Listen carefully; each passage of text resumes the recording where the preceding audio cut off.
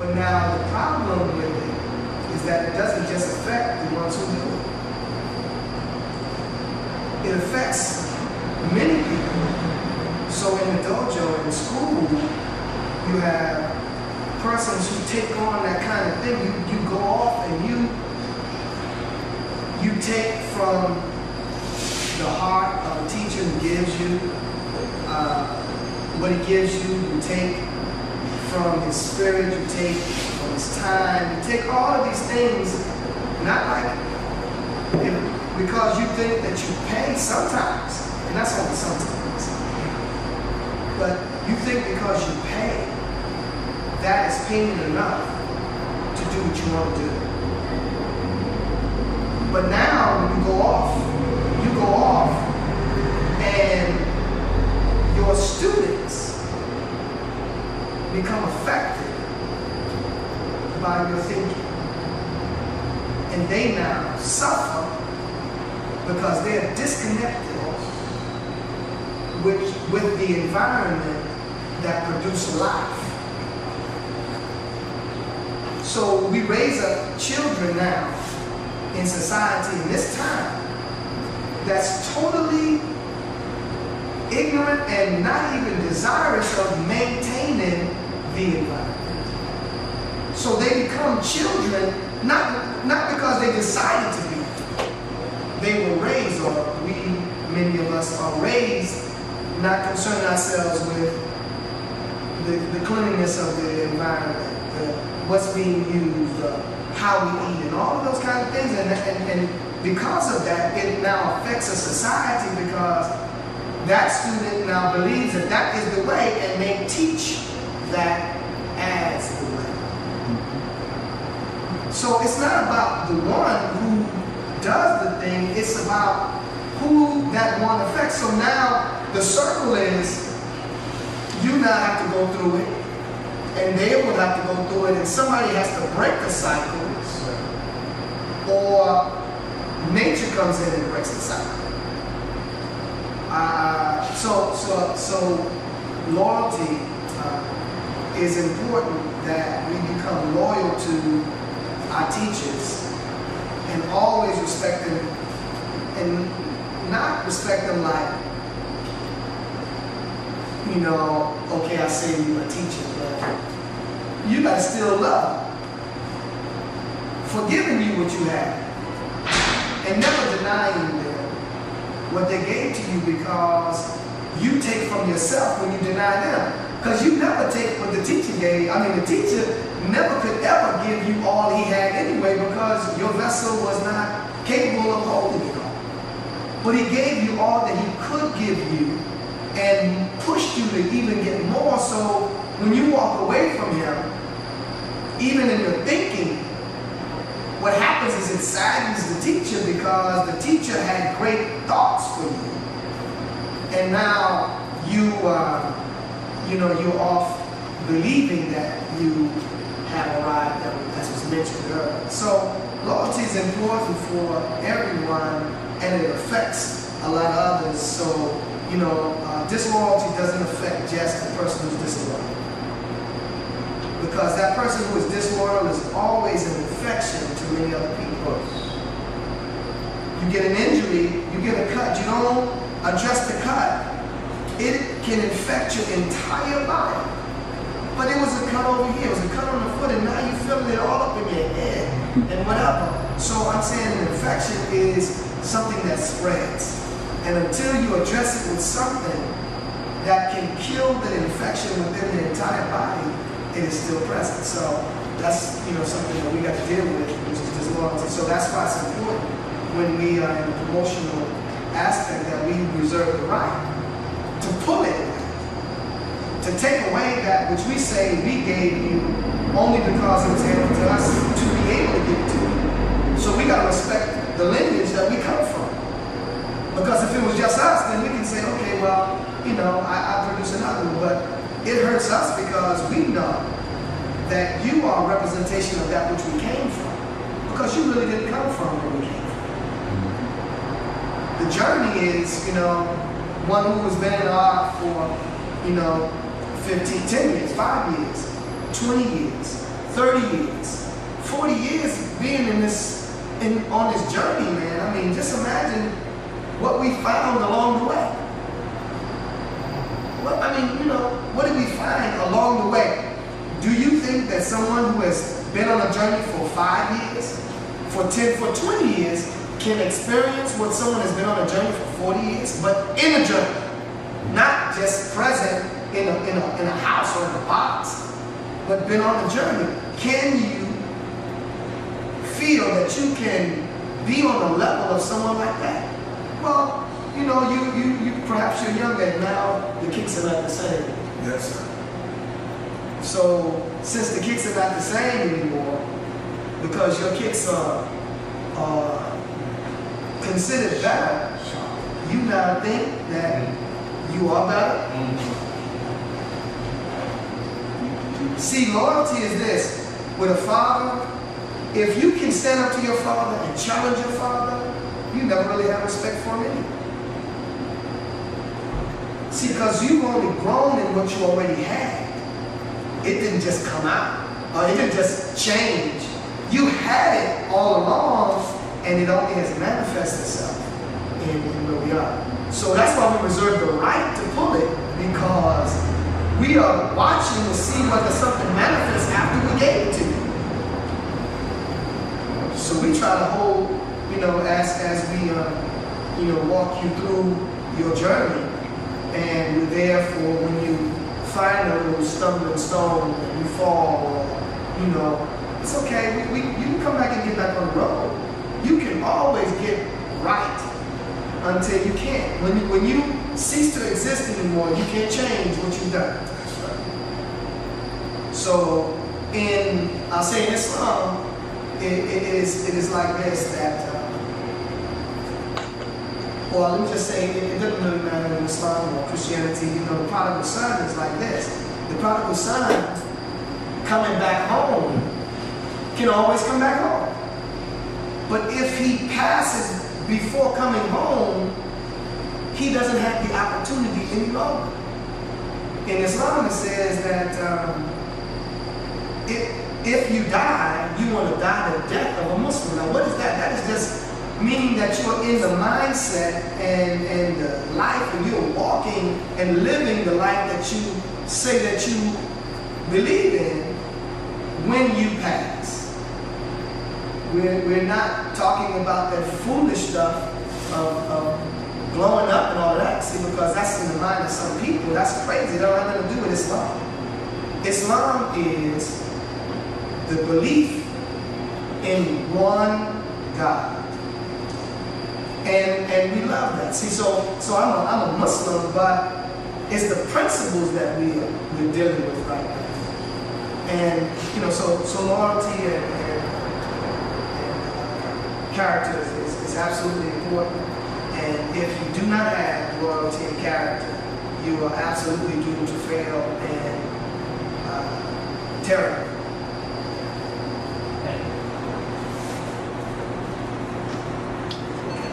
Any other questions? All right. Always produce in your mind thoughts and questions, because know that you're gonna cross those lines. You're gonna have the challenge the challenges that are presented. You're gonna go through. You can say that it will never happen to you, or you can whatever, but you're gonna be challenged with all of it. You're gonna be challenged with it, and you need to be prepared for it. So you have to call it out, ask the questions, and then look for those symptoms. Say, I'll never get a cold. But just if you sniffle, know that one is on its way. Something is there. You got a cough. Something's going on. You may not have. Perhaps you haven't gotten the sweats yet. You haven't gotten weak yet. But look for the symptoms. When your instructor says something and you challenge your instructor, that's a symptom. Cold is forming. If you question it in your head, I really don't think that's how likely they did that.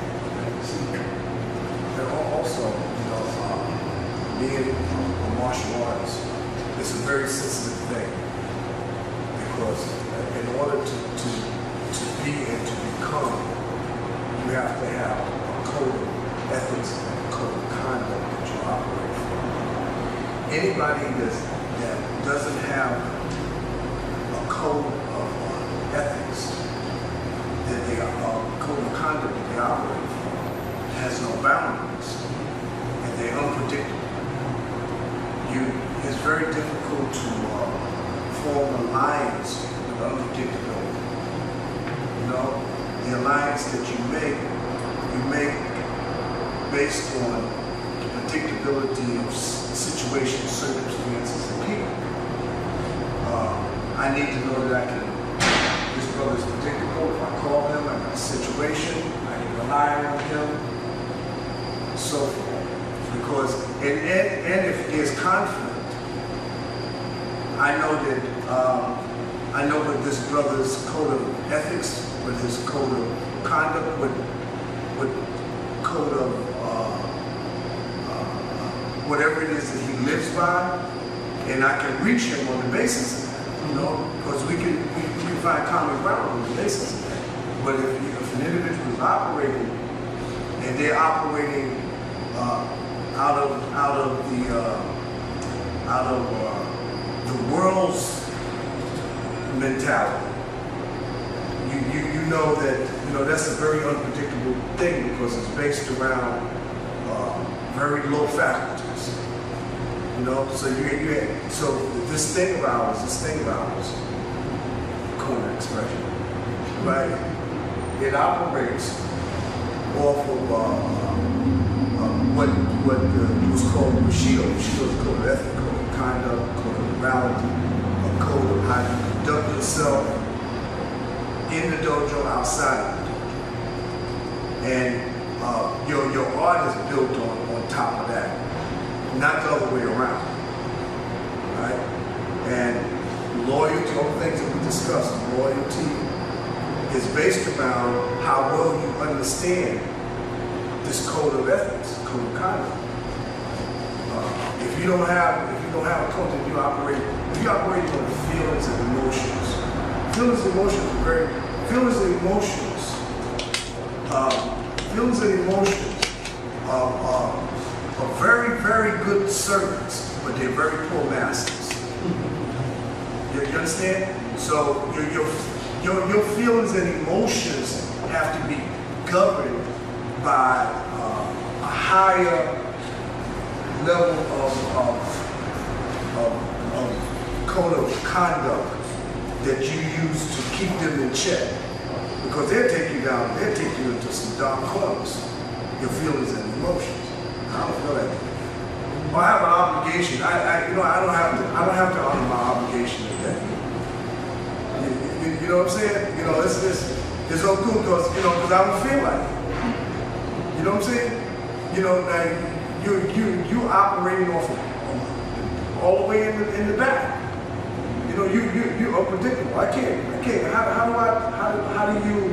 How do you deal with an individual like this? Is one of the plights that we've had as folks, is that we don't have any mastery. We don't have a system that would allow us to practice this and incorporate this into our being. So disloyalty comes out of the fact that we don't have any mastery over those faculties that I just named. Because you're doing things based on how you feel. You don't know what faculty is operating on you to generate that feeling. You don't understand what it is. You don't know what fact. See, the ancients had a thing where they depicted through different cosmic allegories departments of our being, and at any particular time there was a real positive faculty operating or a real negative one operating, and they named them. And some of Europeans confused it by calling them gods and things, But this was a science that was given to us from the beginning, that let you know that you're so complicated until there are different faculties is operating all the time, and your thing is to evolve to the point where you have gained total mastery of all of them. Every last one of them. The lowest ones was your feelings, your emotions, your desires. Those were the lowest. Those was the guys all the way down at the bottom. But they the ones who run the show now. You know, they running things. You know what I'm saying? I don't feel like it. I have no loyalty, no obligation. I don't feel like it. You know, but I depend on you, brother. What happened to you, brother? And they give you a concocted thing, and when you hear it, you know it was based on one of them little dog guys that's operating, that's running the show today. You know what I'm saying? When you see him, you want to know. Say, all right, who am I talking to? Am I talking to brother so and so, or am I talking to the other guy? You know what I'm saying? Sometimes, like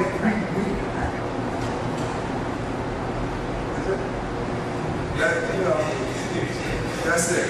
That's all.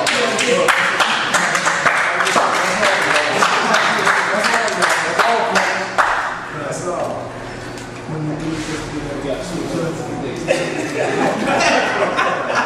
I don't get rid of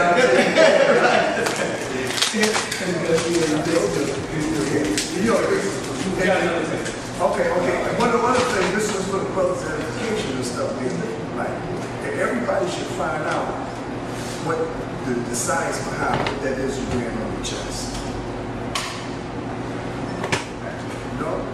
Not the patch. What's wrong with that? You know what I'm saying? Some people was offended by that. Brother called me today and said, man, he said, you got Jewish people coming over here? I said, no, they don't like that eye on the pyramid. I said, no, okay. I said, why is that? I said, brother, like this in the eye, man, they freak out. I'm like, okay.